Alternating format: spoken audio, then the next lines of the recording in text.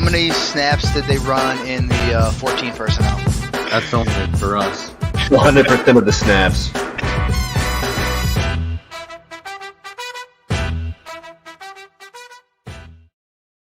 What is going on, everybody, and welcome into 14P Fantasy. I am your host, Justin Wright. I am joined by our usual mock draft guest, Matt Hovis. Hovis, what's going on? What's up, man? I think you should just start calling me irregular at this point. Yeah, Marco's unreliable. I think we've established you can't trust Marco for a mock draft episode. There's no way. Not during the week, man. There's no chance. All right, guys. So today, as you know, if you're watching, we are doing another live mock draft with you. Today is going to be Superflex. It is going to be tight end premium. Rookies are now included on Sleeper's ADP. The ADP they put him at is absolutely. Are we calling this the craziest draft ever? Dude, we'll get into it. The ADP Sleeper put for the rookies is so bad. I don't understand it, right? We were talking about this yesterday. Saturday, Sunday, whatever day it was. Breece Hall ahead of Antonio Gibson. I like the hype. J.K. Dobbins and Breece Hall could literally land in Houston, and he is suddenly not a top 40 player. I'd say for Dynasty he's still in that range, but Antonio Gibson, J.K. Dobbins, those are guys that went over him. So wait, real quick before we keep going on this, we do have one spot left in this mock draft, guys. So I'm going to throw the link in the chat. Head on over to YouTube. The link is going to be in there. If you want to join, we have the 102 that is still available in our mock draft here. So let's throw up the screen. We got the 102 still available. Once that fills, we'll kick this off. Before we get into it, Hovis, do you have a Super Bowl prediction? I wonder who you're going to pick, being in Cincinnati. I think I don't know if I told you this or not. The Uzama news today, or at least his ambition to play, is right. Super exciting, and I think adding that option back to the offense is going to be just what we need. I think it's going to be another familiar script of being down at halftime, being kind of in a blunder at halftime, and it's going to come down to whether we make the plays in the second half or not. I like the Bengals' odds. I don't really think LA is going to have much of a home field advantage. We've gone on the road and won in some tough environments, so I think we get it done 27-24 again. I want to pick Joe Burrow. I still think it's the Rams. I don't think the Rams cover. I don't think it's a 4-point game. I think it ends up probably being a field goal or something extremely close like that. So I'm with you on that, I think. But I want Stafford to get one. Joe Burrow's got another decade. Give Stafford a ring, please, God. I don't think this is Stafford's last time back, and I don't think it's the Bengals' last time back either. So the Bengals have been bet against every single game. Maybe the Raiders, but you look back to the Ravens and then the Chiefs at home and then the Titans and then the Chiefs. Joe Burrow's comments about being tired of being the underdog really do kind of resonate with me because it's people just didn't even think we had a chance. 7.5 against the Chiefs and even being 4 or I think 3 touchdowns down in the first half. 4.5 against the Titans, who aren't really that good. It was wild. So I don't know. I am tired of hearing the underdog narrative. I get it if you don't want to pick them, but the way I see it is we're playing with nothing. It's not a route. They're it's not going to be a route. Yeah, they're on a lot of contracts. They're playing with everything to lose. We've got nothing to lose. So we do got Jordan in the comments here saying I'm gonna hunt down Marco. Yeah, Marco Jordan. He's abandoned me. His wife is sick, and he has a 2-month-old, and he didn't want to do a live stream with me. It's disgusting, honestly, Jordan. So I'm with you, man. Let's hunt him down together. He's in Barrington, Illinois. I'll send you his address. All right. So we have filled the draft here. Let's get ready. All right. So Hovis, you are picking at the 103. I am sitting here. Whew, that is loud. I am sitting here at the 111. We go through this all the time. In a super flex draft, who are you taking first overall if you were picking at the 101 here? It is so tough. I'll say this. If I'm playing in a real league with people I know, I'm doing a lot more like digging into who I think people are going to take and seeing That if there's changes going to be, knowing who you're playing against and knowing where the quarterbacks are going to fall plays a huge part. Because if I know a bunch of quarterbacks are going to come back, I'm going to take Jonathan Taylor 101. But if I know that the first 8 picks are going to be quarterbacks, you got to go with. I would probably take Josh Allen first overall at this point. I'm taking Allen 101 too at this point, and we have Pang's picks.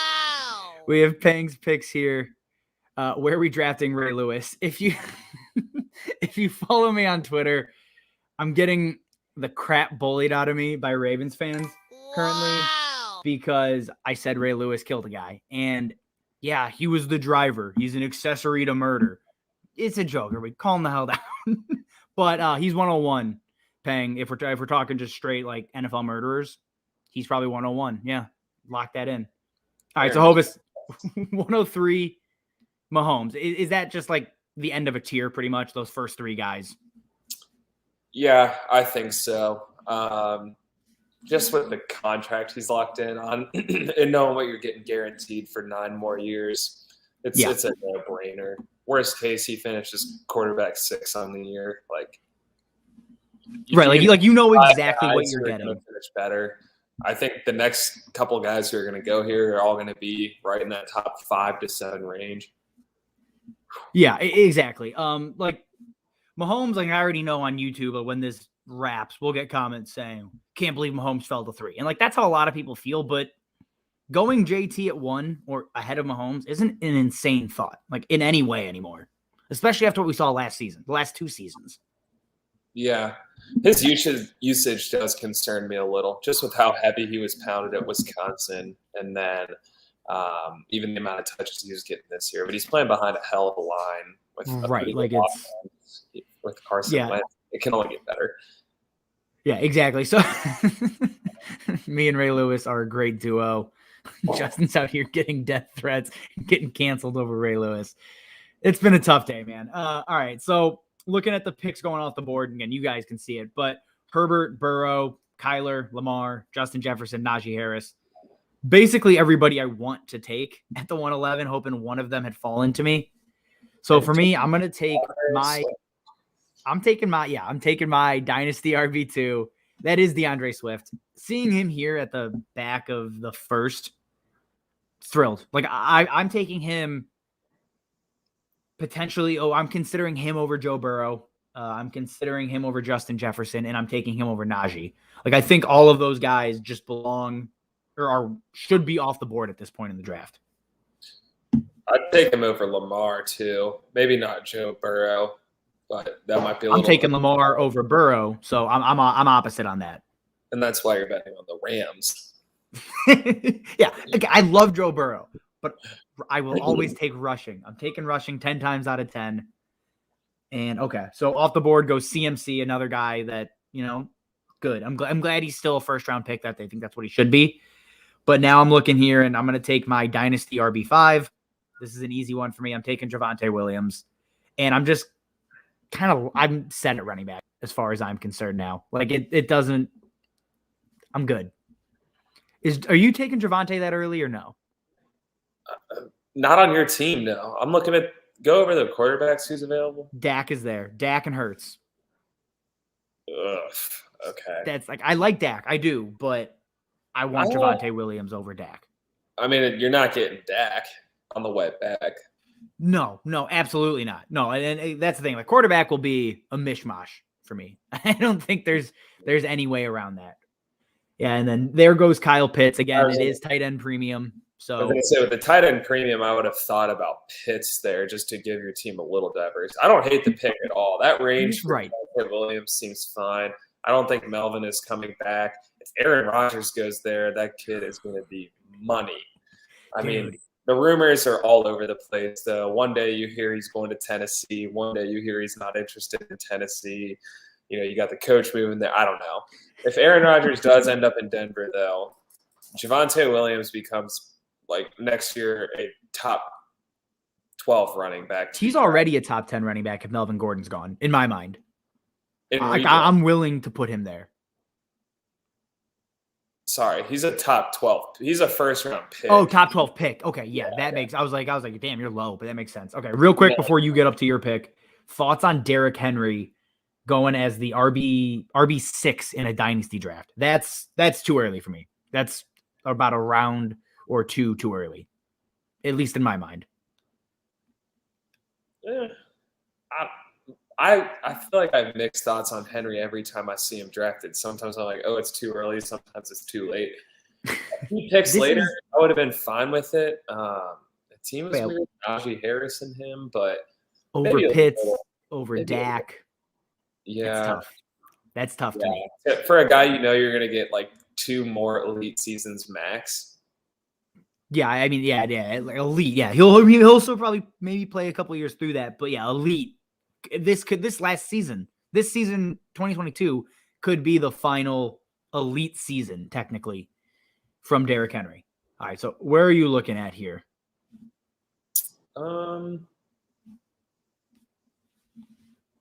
Good. It's pretty shocking to me to see. We talked about this on the last one, so let's not spend too much time on it. But Cooper Kupp going before Devontae Adams just doesn't seem right. I guess with the thought of Aaron and Devontae being broken up, it's the uncertainty. I think a little scary, which makes this pick a little bit easier for me. I guess I'm gonna go get a wide receiver and pair him with my quarterback. Yeah, I like the stack at this point.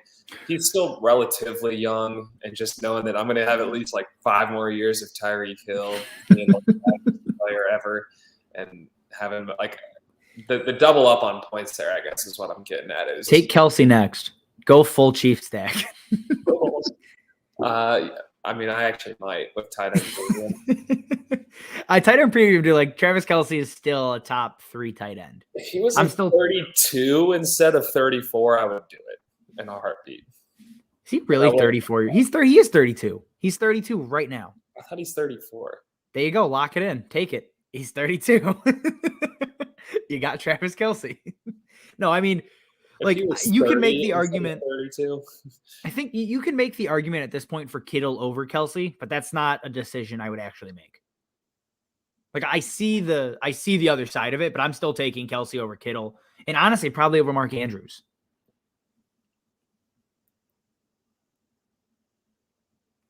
No, you good? Nothing? Trey Lance going was a little eye-opening. I don't mind Trey Lance. Andrews, I would take Mark Andrews just for longevity. You already know the connection he has with Lamar. Trey Lance, when he gets to George Kittle, that could go one of 2 ways. I would take the connection I know when they're both relatively – actually, Mark Andrews is younger than Kittle. Yeah, he is. He's got a year on Kittle. Yeah, so I would take Mark Andrews. I wouldn't take them this far apart, though.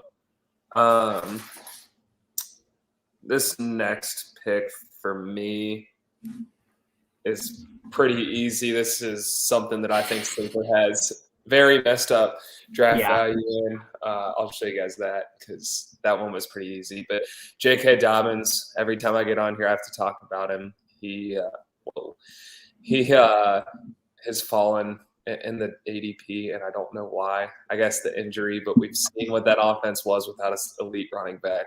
We saw what Mark Ingram did. We saw what J.K. Dobbins did in limited work. Both had.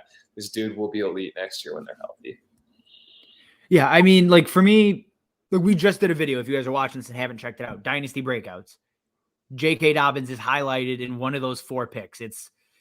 He is one of the best values in Dynasty right now. Him and Travis Etienne both are both guys that are severely undervalued as far as I'm concerned. We got a comment from Jordan. If it makes Justin feel better, my most viral tweet is comparing Cam Akers coming back in 6 months to Will Fuller still having a messed up finger from week 4. I did see that today, Jordan. That one killed me. I mean, if it makes you feel better, my like truly most viral is a penis joke. So like that's for everything I tweet. That's all around upsetting, I think. But all right, so you're looking. Can we break the ice here? Deshaun Watson. Yeah, that's what I was gonna say. Like that. Oh my God. I mean, I didn't know what to say when Trey Lance came off the board before Trevor Lawrence, Justin Fields, maybe even Russell Wilson. Like Trey Lance and Trevor Lawrence, I understand. Because the rushing upside. It's the same thing with Lamar and Burrow. It's the same thing Lamar versus Burrow. It's Deshaun Watson. That pick is crazy. It's also a mock draft and you get weirder picks in here and whatever else. I mean, he might be a starting quarterback this year. Real quick, Jordan goes, all right, penis joke into Watson. Let's do it. This is goddamn. Okay, so you're looking DK Metcalf. DK Metcalf going this late is shocking to me. He is not wide receiver. You're looking wide receiver 9 or 10. I think he's a top 5 or 6 dynasty wide receiver on pure talent alone. He's 10 right there. That's too low. We talked about this every draft. Every draft you and I have done, he's fallen. I don't know where the hate is coming from. I don't know if it's the potential. The Russell Wilson leaving. I don't think Wilson leaves. I don't think there's any world where Russell Wilson is actually not a Seahawk. Like, as long as Pete Carroll is still there, I don't think Pete Carroll's going to be like, yep, go ahead, trade him away, and let's rebuild, because he knows that'll be the end of his career in Seattle, because he'll get canned almost immediately. Yeah. The only team I actually see that could put together a package to get him that would maybe make sense, that I think he expressed interest in going to at one point, was the Eagles. Him and Philly, you swap 1 or 2 firsts and Jalen Hurts. Yeah, you give him 2 firsts, Jalen Hurts, and maybe a future pick. I mean, that's that's probably realistically what it would take. And Jalen Hurts in that offense, I truthfully don't hate the thought of that. In Seattle, it would be great for Metcalf or Lockett, but I don't hate what he would do there. And then the thought of Russell Wilson, he might actually make Jalen Reagor look good. Nobody can make Jalen Reagor look good. There's no chance in hell. I mean, that man is, again, I was in on Jalen Reagor at his rookie season and immediately got out, because that dude is one of the worst wide receivers I've ever watched. He is basically as good as Kevin White was, and Kevin White didn't play. They do the same thing. That's a freaking name right there, Kevin White. Well, I'm a Bears fan. It broke my heart. All right, I'm up here. So I'm looking. You got 4 quarterbacks on the board that are kind of jumping off the page. Trevor Lawrence, Russell Wilson, Stafford, Justin Fields. Being a Bears fan, I'm going to reach. I don't even care even a little bit. I'm taking Justin Fields as my QB1. And honestly, again, that's a guy. Sorry, that's a guy that literally could have had. He started 9 games where he played more than 50% of snaps. He was a QB1 in just under half of them, 4 out of 9 with Matt Nagy and just a joke of an offense. The rushing alone keeps him interesting. So he's a top 10 quarterback next season. I don't really have much doubt on that. Just again, same way Jalen Hurts was this year. The rushing, even if he's not a good passer, is going to save him. I think there's a few more pieces that need to fall into place there. They've got to figure that line out, and they need to get him another option outside of Darnell Mooney. But if those 2 things happen, which I feel like they will, I totally agree with that. He was my boy at Ohio State, and I don't know. As much as I would love to see both Bucs receivers go in the first round, Cray and Garrett Wilson, there is some magical world that he does fall out of the first, and the Bears can somehow trade up and get Chris Olave. I think that literally sets their offense over the edge. Yeah. No, I'm with you. And then my next pick there, T. Higgins off the board. So before T. Higgins, though, Stephon Diggs, Trevor Lawrence. Yeah, Trevor Lawrence right there is between Fields and Lawrence. And if Lawrence came back around somehow, I'm taking him there no matter what. It is crazy because last draft season, Trevor Lawrence and Justin Fields are both second-round picks and startups. And I don't know what people really expected. They're rookies. Them having bad seasons really doesn't change a whole lot for me on their long-term outlook. It was worst case scenario for both of them. There's not too many rookies who come in and are immaculate. Right. They were exceptionally bad, but the 7 games he played. Lamar didn't play his rookie year. Mahomes didn't play. You look at some of these grades. Lamar did at the end. Josh Allen was terrible his rookie year. Like He he was was the worst quarterback accuracy-wise in the league. So, Yeah. and now I mean, I'm not he's getting gonna. drafted as the first quarterback. So there's time, and I do agree with you to some extent. I understand why he's fallen, but yeah, I do think that's a value pick to have both Fields and Lawrence in that range. Right, because if you tried to trade for them, like if you offered Dalvin Cook, or if you offered Jalen Hurts for Justin Fields 1-for-1, I don't think anybody's taking that. Very few people, I think, are taking that trade. I would Right? take it. I'd be shocked. Like I'm that's still how out. typically I'll gauge a value in a startup draft is any of these players that went ahead of him. Would I take them 1-for-1 for this player? Am I going to take Jalen Waddle or DK Metcalf 1-for-1 for Justin Fields or Trevor Lawrence? Personally, no. Some people might, but I'm not doing that. I don't know if I'm higher than that, higher on them than you are, though. Yeah, I don't know.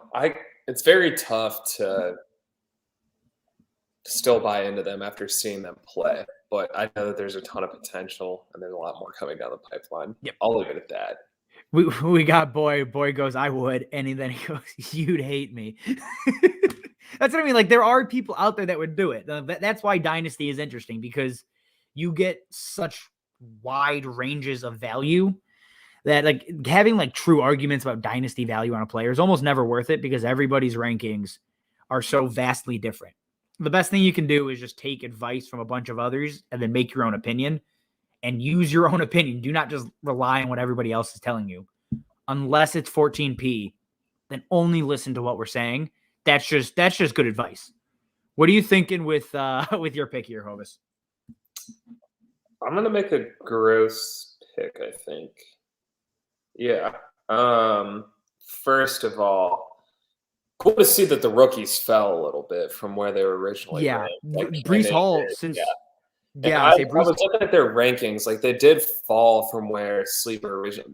Breece Hall was number 38 today. I don't know what. I guess it's probably because we have Superflex turned on. But I'm going to make a really gross pick on a guy who we kind of talked about that has fallen. I'm going to take Russell Wilson because I really do think he has a few more years left in him. And just looking at the other quarterback options who are going to have a lot of long-term value, like Aaron Rodgers, Mac Jones, like they're fine, but I still do think Russell Wilson has 4 to 5 seasons of being a top 10 quarterback, and I'll take that in a 2-quarterback league. I'm not too scared of what the last 8 games of the regular season looked like, or 10 games once he got hurt, whatever the number was. I'll take him there. It's a little gross on paper, but I think by the time next season rolls around and like once the hype starts to come around of the 2022 season, he's going to be climbing back up the draft board. Yeah, if he's still in Seattle, he'll be a top 10 quarterback, just like he basically has been for the last almost 7-8 years now. So that is a pick, like you nailed it, where like on paper you're like, gross, I gotta pick Russell Wilson, and then come mid-season you're like, great, I have Mahomes, who's probably a top 2 or 3 quarterback still in fantasy, obviously, and then Russell Wilson, who's most likely going to finish inside the top 10, and you're just set it and forget it, and you just roll on for the next 5 years like that. Like in Dynasty, that's one where I think it's a good pick. You're like cutting through just all the negative press and negative like fantasy noise that Russ has currently. Yep. That's exactly where my head was at. Just block as much of that out as you possibly can. As hard as it is to do it. Because, I mean, you look at the stats and it's like, I mean, I had him and it's the league that I ended up winning. It's hard. Like he should score more than 6 points this week, and I know he won't. So you're like, God damn it, like this son of a bitch. That's literally another thing we've talked about on all these drafts. Saquon Barkley fell way too late yet again. Every damn time, dude. It is insane.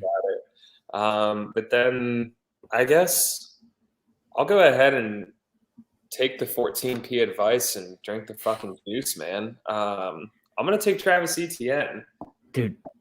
I love that. Like he's gonna be second running back. Like I didn't love the talent coming out of college, and if it wasn't for you texting me every freaking day about fantasy football. I never would have bought into this guy. I've never been a fan of his. I never thought he was that talented. I thought he was fast and couldn't really run that well. But like the situation just seems to be coming together a little bit more and more each day. And I don't know. I'm kind of another young running back that has a guaranteed situation I'll take.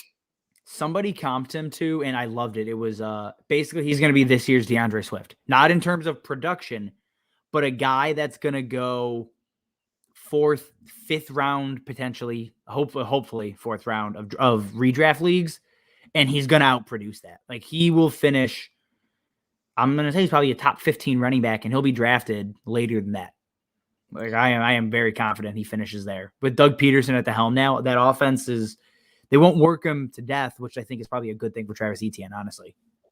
Once we see what they do in the draft too, like if they can take a tackle, like if they take Evan Neal instead of Hutchinson or Thibodeau, that'll play well for him. They only have the 1 first, but then again, what they do in the early second too. I think like if they can go and actually get a receiver who matters, like I get if you still want to be in on LaVisca, that's fine. But Marvin Jones and DJ Chark, if you're still holding out hope, Chark's a free agent. Chark's out of there. Okay, even better. If you're still holding on hope that Marvin Jones is good, first of all, you have to be a Bengals fan, and second of all, fuck you because you don't know what you're talking about. So, well, I guess we're swearing.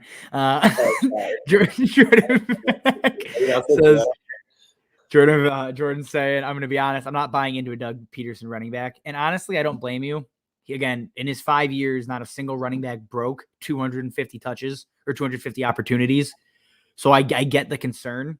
However, if Miles Sanders had not been injured, it was either that final season or the season before, he was actually the first back to go on pace to go over 250. So I do think if he has a guy that's healthy, they had to sign Jay Ajayi just to finish the season that year.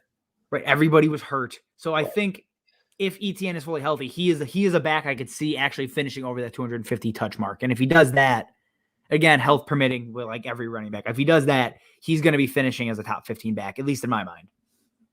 So, okay, we get the first rookie quarterback off the board here.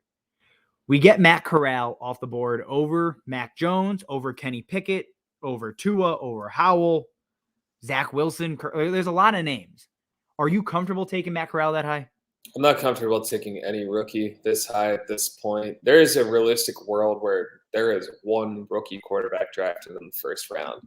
And right now, until we know who that is, I'm just saying, like, it could be 1, it could be 2. I'm not saying it will be, but when you have a guy like Mac Jones who wasn't great, but you give him a receiver and maybe it's great, like, I'll take Mac Jones over Matt Corral like 10 times out of 10, and I'm not even thinking about it. Honestly, I'm taking Mac Jones over Tua too.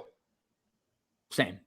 I'm taking Tua over Mac Jones personally, but that's just because I don't truly believe in Mac Jones. All right, so I'm looking here, and it's a lot of rookies up top and a lot of very talented players, but I am going to take what I think is a pretty big tier break at running back. I'm going to grab my third one. I'm going to take Kenneth Walker. Kenneth Walker, again, I think he's probably the RB3 in this class, or RB2 in this class, excuse me. I have him over Isaiah Spiller, so I prefer Kenneth Walker to Spiller, but again, he is very similar to, he's going to be a second-round pick, and if he lands in the right spot, he's a guy, again, that is going to probably be a top 20 running back with volume in the right situation. And either way, he's a top 5 pick for me in a rookie draft. Like, I want him over Garrett Wilson and Treylon Burks personally. So I'm happy to take him here as the third one coming off the board after Hall and Treylon Burks. I got to ask you this question. We talked about it the other day. Do you get Melvin Gordon vibes from him? Yes. Like huge Melvin Gordon workload, vibes. Like too much workload in college. You're going to have 3 phenomenal seasons and then get the heck out of there. Melvin lasted shocking. Melvin has held up shockingly well. I'm saying like top 5. Yeah, he's been top 15, yes. But I'm saying like phenomenal. Like Melvin was like number 2 or so. I'm going to look at his numbers real quick. Because Melvin he's had a phenomenal career. His rookie season was terrible because he couldn't find the end zone. And then he just exploded because Anthony Lynn took over and Anthony Lynn is gold for running backs. Yeah, he finished his 5, 7, 8, and then 23, 15, 22. So those three C. I get what you're saying. That being like another Kenneth Walker thing, just because of the usage. He was beat to heck at Wake Forest, same at Michigan State, and he runs kind of like him. But we'll see, man. I have high hopes for him. I like him. It was awesome to watch us shut him down this year. But that pick right there by Jordan also. Malik Willis, that's my QB1 in this class for fantasy, at least. Now, I don't think he has the best career of the other quarterbacks, but for fantasy, you want rushing upside. That's what I care about. He should be, in my mind, the first quarterback off the board in this rookie class. I think Matt Corral will end up surprising people because once he gets healthy again and can run, like the dude can run and scramble. It's whether he can get down the field or not. I haven't watched a ton of Liberty football, so I don't really know a ton about Malik Willis. Sorry, guys. I don't know if you guys are. He's really raw. Like he is not going to have a good. He's going to take some time. So taking him as my second quarterback when Trevor Lawrence is my first. I don't know how I feel about that. Well, Jordan even said, I regret picking CMC and Diggs. So, because, those guys, when you're pairing them with Lawrence and Willis, Jordan's right. Like that's something you guys need to think about strategy-wise is, do these picks make sense when you link the whole roster together? And Jordan goes, I'm sad. And I'm with you, man. It's just a mock.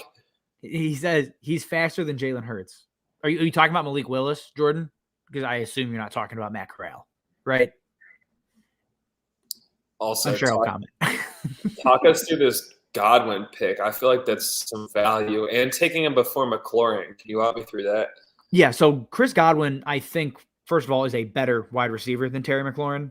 I am very okay saying that. I don't think anybody's going to question it at this point. On top of it, he is also younger than Terry McLaurin, and he's entering free agency. The ACL doesn't really worry me. So Chris Godwin at least has a chance to land in another good situation. I doubt he's going to go to a team without a quarterback. Whereas Terry McLaurin, he has Taylor Heineke and maybe a rookie quarterback if they take Pickett or Corral or Willis or whoever's there. So between quarterback stability, age, and talent, I think Godwin belongs ahead of Terry McLaurin. Okay, that's fair. No, I feel strongly about that one. No, my question was I was going to look at who else was available and see, like, him being available that late was crazy to me. Like, that seemed like a slam dunk. Then also seeing Terry McLaurin right there. I mean, there's been a huge tier break at wide receiver. Like, after DJ Moore, and you can even say Treylon Burks, it feels like there's a clear-cut tier break. I don't know if you're the same way as Garrett Wilson. Treylon Burks going ahead of. It's weird. It is weird. Godwin, what's your thoughts on that? Yeah, dude, that one. Now that I say it out loud, I want Godwin over Burks personally for immediate production. Is likely to end up in like Cleveland, New Orleans, maybe Atlanta, which could be good with Matt Ryan for a season. Yeah, with Matt Ryan, I'd be fine with that. But Cleveland, New Orleans, like I don't know. It's very tough for me to justify taking hot talent in some of these guys. I know that the landing spot doesn't matter because over time, talent's going to win out. And I guess I also have a problem, like, now that I'm talking out loud about this, like, dude, you Drake have London going ahead of this guy I'm about to take. Just like Keenan Allen is still available. Like, well, that's just that's more of a team fit pick. I think with Kyler and Prescott and Burks and London, like I think that's a team fit more than anything. Okay, that's a young roster. Regardless of team fit, I'm taking Devonta Smith over Drake London. I'm taking him over Garrett Wilson. Same. So am I. And if you 1-for-1 me right now, Treylon Burks for Devonta Smith, I'm going to take Devonta Smith. Now, I'm not taking him over McLaurin and Godwin, but like. I agree with that. And this is where rookie hype. Weird. Rookie hype, if you guys are doing, like, if you're new to Dynasty specifically, rookie hype can get real dangerous. I don't think Treylon Burks is like an egregious pick by any stretch of the imagination. I understand the argument, but they're like Drake London over Devonta Smith. I don't get that. To me, that is surprising. Like, it's a year gap. I think Devonta Smith is a better wide receiver. It's a different type of skill set. It's really mock drafts right now are the weirdest they're going to be because we do not know where the hell any of these rookies are playing. There's no context. They're tough. It's cool to see them in there, though, and just start getting general ideas on, like, hey, this guy is talented, this guy is not. I do think it makes a case for your guys like Traylon Burks, your Drake Londons, etc., to be in that conversation. Yeah. But the other thing Jordan even said it real quick. He goes, draft capital and landing spot are going to change everything. Absolutely. I mean, like, there's guys, if we all remember, if you've been playing long enough to remember the Kelvin Harmon freaking days of yesteryear where they're like, Kelvin Harmon is a top 2 or 3 dynasty wide receiver in the NFL. Literally like, shut the hell up. He sure as hell is not. He tumbles out. Now, I don't think that's going to – the dynasty community's gotten a lot better at predicting and paying attention. So I don't think it's going to happen with London or Burks or Wilson, obviously, or a lot of these top guys. But it is – Jordan's dead on. Draft capital matters so much, especially at wide receiver. I mean, and running back, obviously. Oh, frick Pittman. He wouldn't made it to you. It's like a dream. I love Michael Pittman. I love Michael Pittman so goddamn much. Yeah, the one thing I'll add to that, draft capital will change things. The talent argument only goes so far.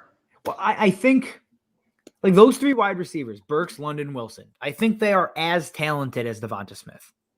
However, I think they are as talented as him, honestly. But I will take Devonta Smith because I've seen him show that. Again, what I think of a wide receiver probably doesn't mean a whole lot because I don't evaluate NFL talent professionally. I've seen Devonta Smith succeed in the NFL. So I'm going to lean the proven asset over the unknown in that regard when I think they're similar in talent coming out of college. I think that's being skewed by Jalen Hurts being his quarterback, if I'm being honest, because Devonta Smith is more talented than all 3 of those guys. There's no doubt about it. The dude caught for 1,800 yards in college. He won a freaking Heisman. Like, that's fair. That's fair. I'm the biggest Garrett Wilson fan on earth. Like, yeah, you're literally an Ohio State fan. I was going to say, I'm wearing it right now. Like, so I don't know.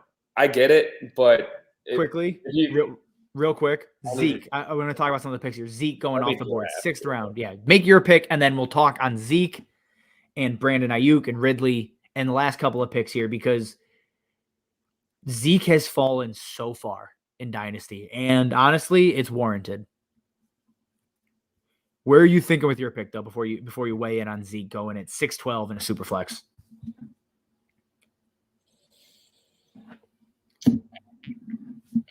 Good. Okay. It's good. Good insight. There's a couple thoughts I'm having, and I only have 20 seconds. Hang on.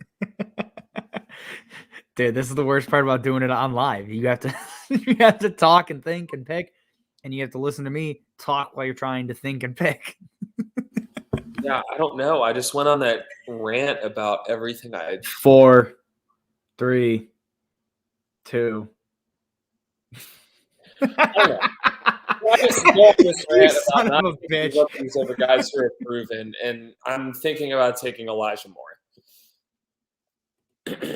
I'm taking Elijah Moore over Chris Olave. And that's fine. But, again, I have some proof of that. Like, I'll be the first to admit it. Like, I'm not saying everything I sit here is just like, hey, I'm going by the book. Elijah Moore is probably the smarter pick. We saw him do it once. There's some personal bias going on in there. And to be honest, I just would love to own a Buckeye. It's the same reason you took Fields before Trevor Lawrence. It's probably not on paper the smarter pick. But like all things aside, you can go ahead and throw the comments up, guys. But it's all things aside, it's probably not on paper the smarter pick. But so I get it, but you just want the guy you want. So his talent is going to be there. I'm fine with it. But to go back to answering your question about all of that, Michael or Zeke being there that late, yes, it is very warranted. So only finishes like running back 18 or 21 or whatever he was. RB 17. RB 17 in points per game last 2 years. And you literally have guys like DeAndre Swift who can't practice 90% of the time and they finish top 5. Like, come on, dude. Like, and you're apparently playing behind the best line ever. Like, right. Zeke is objectively his best fantasy days. I don't think anybody's really going to deny are behind him.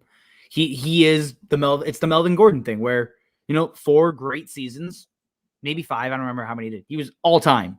4. But though that is not Zeke anymore. And it sucks to admit it, but if you're still holding Zeke, someone out there is going to say, well, you should have traded him 2 years ago. Well, guess what? The best time to trade him now is right now. Because guess what? It's only going to get worse from here. So if you're still holding the bag and want to get out from underneath it, trade freaking Zeke. Like, it's just those comments drive me nuts. The best time to trade him now is now. Well, but I say now, like, now.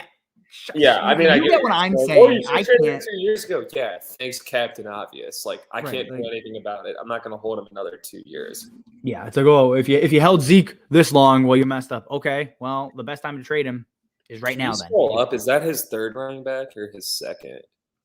Second. Zeke is RB2, and I'm fine with Zeke as an RB2. I can live with that. I would think it was the 3rd running back. I would want somebody else there in my 2nd. Like, I would have probably jumped on somebody a little bit earlier, but that's just me. I wouldn't feel super comfortable with it. I would. With that roster. He's going to have a great first 5 games. Then he's going to have 9 touches a game for the middle of the season. And then he's going to have like 17 touches a game. And you hope you're in the playoffs. So, yeah. So thoughts here. I mean, what thoughts of A.J. Dillon going ahead of Aaron Jones, ahead of Miles Sanders, ahead of CEH? I think I'm okay with that. The only Aaron Jones, maybe not, but the CEH thing, he did start to show signs of being extremely efficient in the playoffs. I do think that could build a case for him to have a better role next year. And honestly, if they take a running back in some capacity, I think that CEH could become like a pass catching back, or they could split time. I don't think he's a featured back, and I think that that's been a disappointment for everybody, seeing a first-round running back going to the Chiefs who needed one and him not being this absolute baller of a running back. I think we've all felt the hurt of that.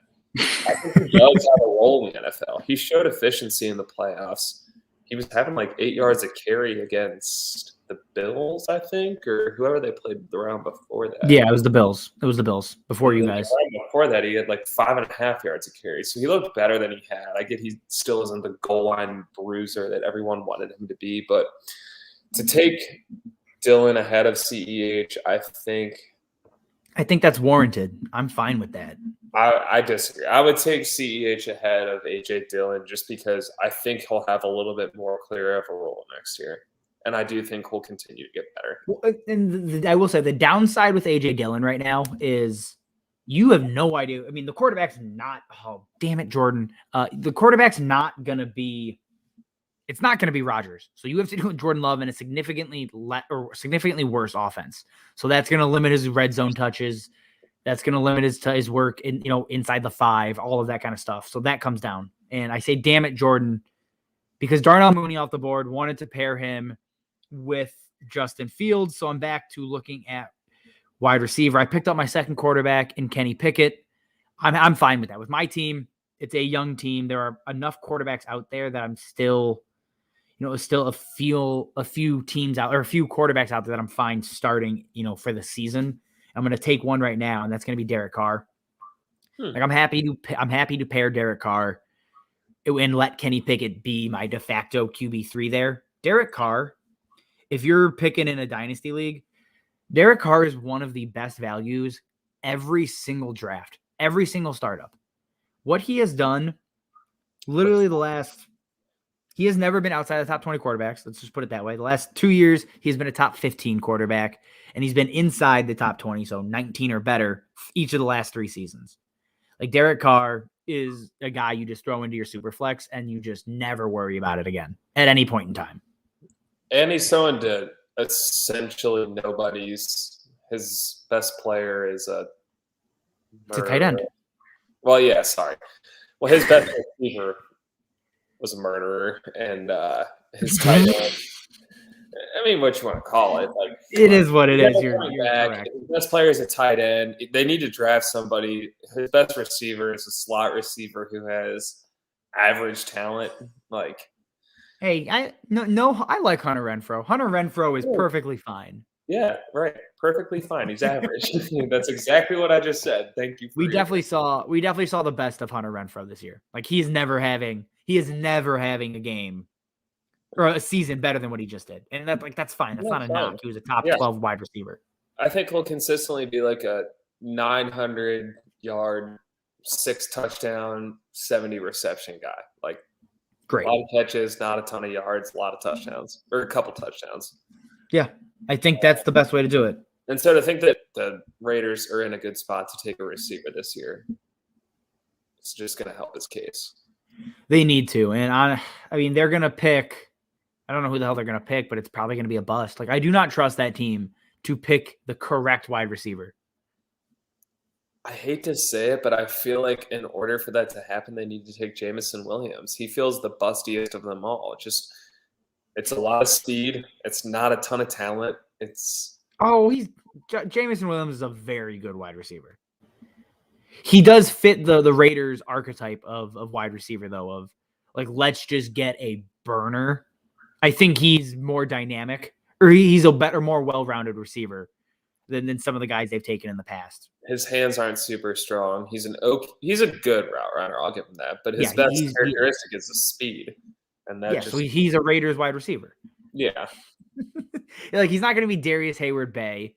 And I don't want to say he's not going to be Henry Ruggs because I loved Henry Ruggs coming out of college. Like honestly, it was the Henry Ruggs dunk video that was like, oh damn, like I love him. But like that went more into my Henry Ruggs evaluation than anything else.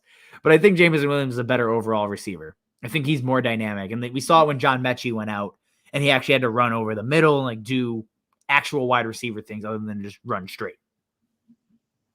Definitely. Yeah, having Mechie there, I do think helped him a lot too. Not that he was, I don't know, like even when you saw him against UC, I get their defense was better than maybe some of the other defenses they were playing, but he wasn't like killing it against UC. I get he had sauce on him, but yeah, I hear you. So there goes CH, and then Damian Harris. I mean, Damian Harris over Miles Sanders. Are you good with that? I'm personally good with that.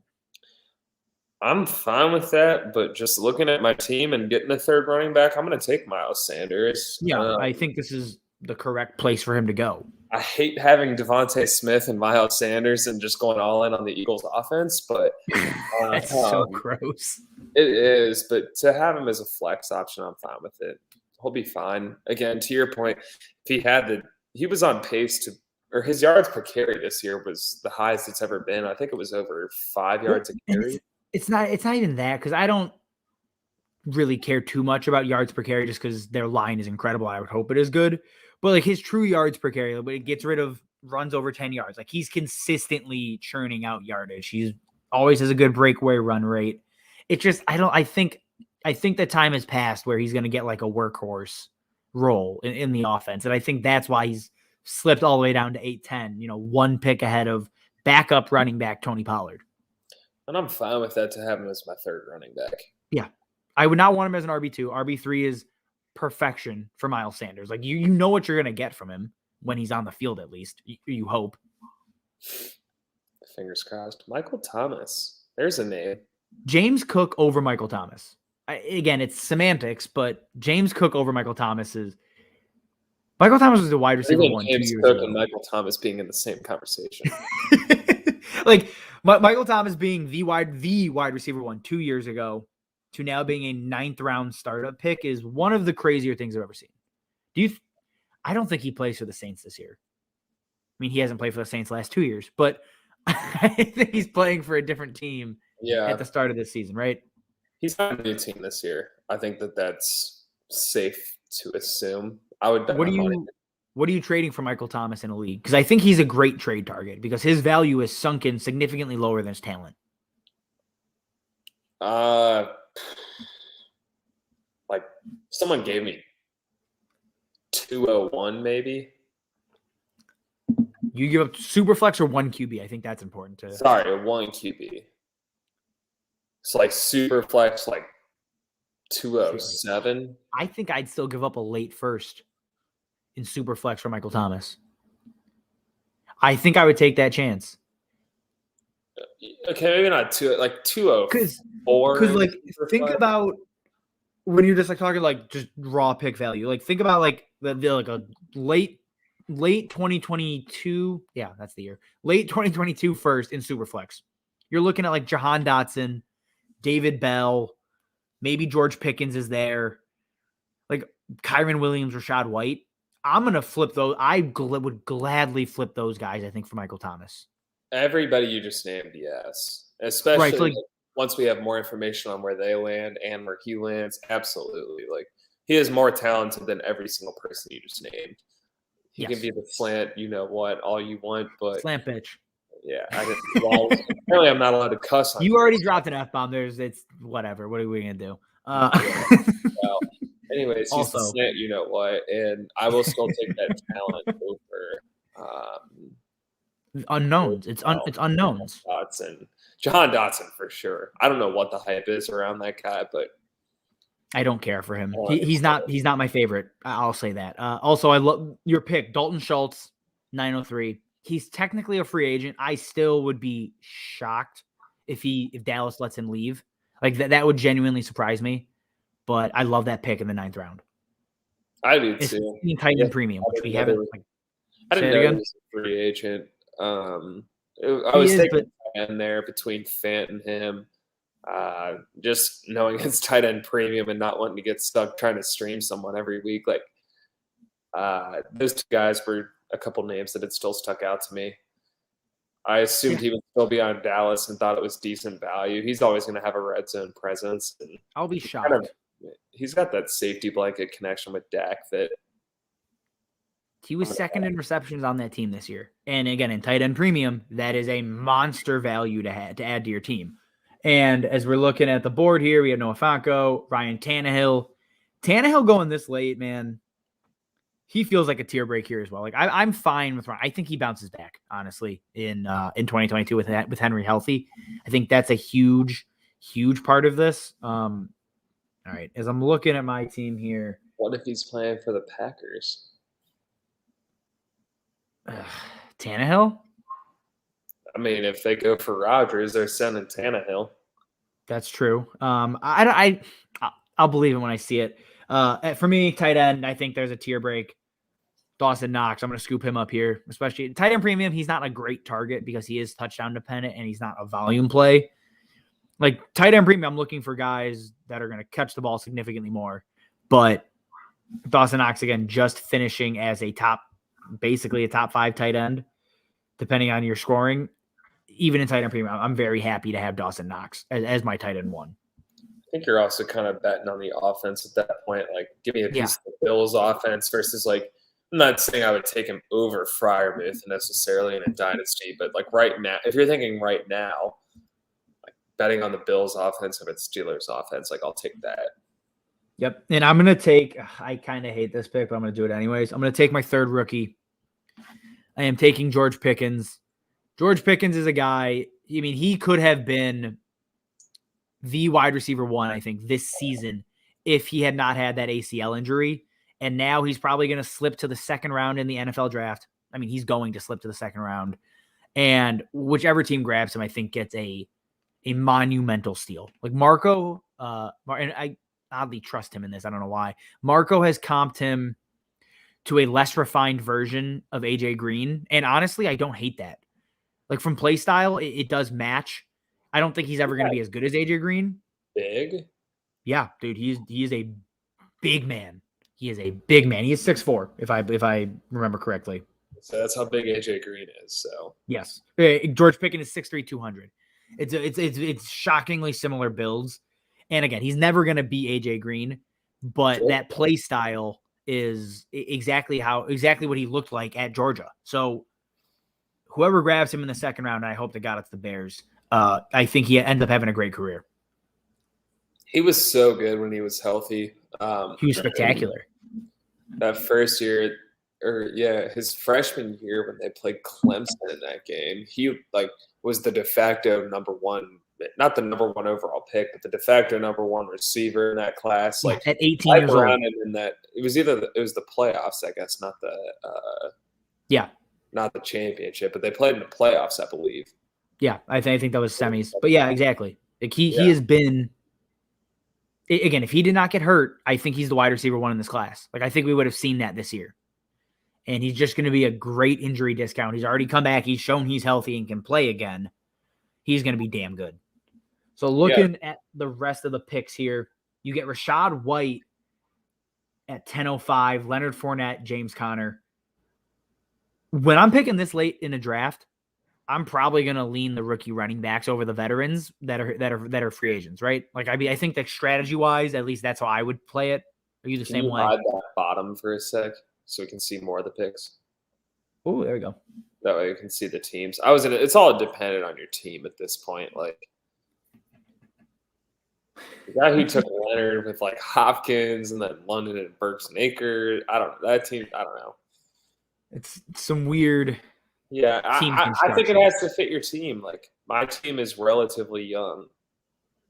There's 2 old dudes and everyone else is pretty young. Like, so I'm not going to go and draft a veteran right here. You're probably going to take, I don't know, Kyren Williams.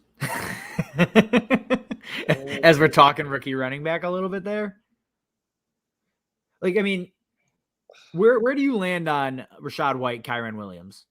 Notre Dame, Arizona State, if you're not familiar. I'm a bigger fan of Kyren Williams, but honestly, same tier, right? Like, I'm going to be brutally honest. I don't think it matters, and I don't think either of them are exciting. That's probably the smart take. I love Rachaad White. Kind of like why? He's a great pass catcher. Dude's got burner speed. The package of moves he has to create space for himself, whether he's lining up in the slot or in the backfield or he's taking a handoff, he is just shifty as hell. Like I think, and he has like not necessarily prototypical RB1 size, but he's bigger than Kyren Williams, who's sitting at like 5'8", 5'9". And I'll always lean those kind of guys over the smaller backs with similar skill sets. That's fair. I guess I just saw Kyren Williams play a little more, so it's like you have that bias of like I didn't watch the Arizona State guy or Arizona, whatever you went to, play that much. Yeah. So I don't know. Like neither of them are overly exciting, honestly. I agree. Well, draft capital matters. One of them is going to end up somewhere that's kind of enticing, and I think they're both going to kind of bust. I just don't think the running backs are that deep this year. Hit your receivers hard. I think that's where the money's going to be. Oh, I'm with you on that. Like, I think Rachaad White, if he ends up landing in the 3rd round, I'll be much more in on him. But if he slips, mid to late 4th, which is very much in his range of outcomes, I'm significantly less excited about him. Yeah. You're talking like a day 2 versus a day 3 pick. Yeah. If he's a day 2 pick, I mean, you're probably taking him early 2nd, I would say. I think he gets into the 1st in 1 QB leagues. You and I looked at this the other day, and anybody who goes in the 3rd, you don't want in the 1st. No, it's the 4th round, Hovis. That's the cutoff. Because you get David Montgomery, you get Alvin Kamara, you get guys in the 3rd. Like that day 2 draft capital. It was the 2nd half of the 3rd, I think. But either way, like we were looking at like it's in the 3rd. You're gonna start asking those questions, or he becomes like an early 2nd. Then if he goes in the 4th, like you're gonna debate taking him at all. Like start looking at other options. No, so this is how I think it breaks down. If Rachaad White or Kyren Williams, I think Kyren ends up in the 2nd. But if Rachaad White goes in the 3rd round, he's a late 1st round pick for me. If he goes in the 4th, he'll be a mid 2nd round pick. I don't think there's any world where Rachaad White doesn't get drafted in a rookie draft. Like to me, he's the RB4 in this class. And I could be sorry, Blake Bortles went, and that's I love that. Honestly, he's the boat. I'm not saying don't take him. I'm saying don't take him where the cap, like if he falls to the 4th or the 5th and people are still wanting 201 for him, like no, not at that point. Else. I agree with that. All right, so as we close it out here, Juju off the board. I love that pick as a free agent. That's fantastic. You get Cole Kmet, Kyron Williams, Daniel Jones. I mean, Daniel Jones is a 1-year rental. Like, he is a guy.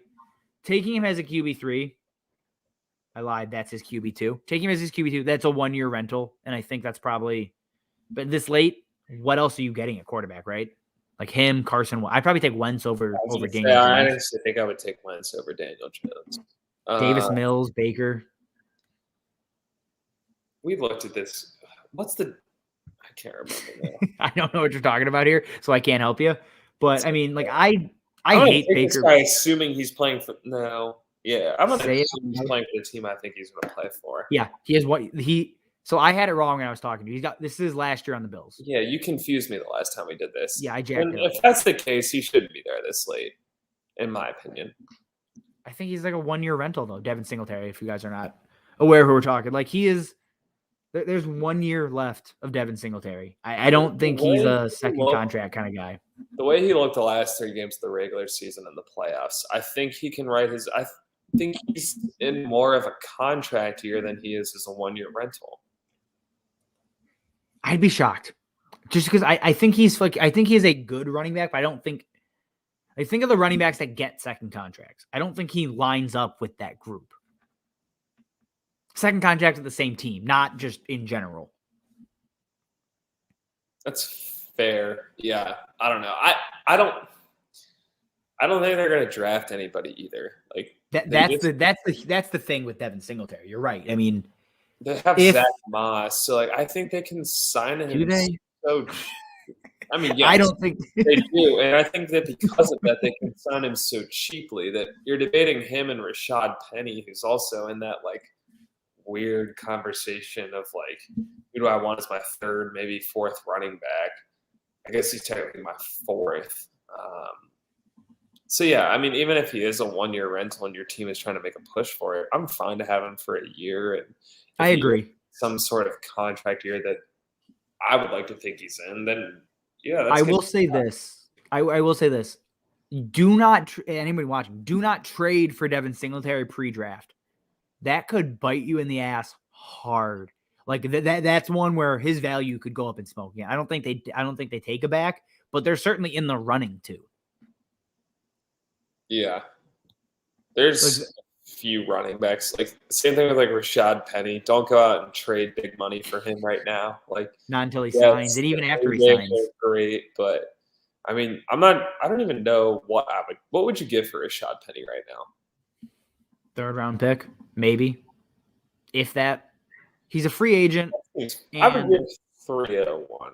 Like, you don't know where he's playing. Like, you don't even know if he's back.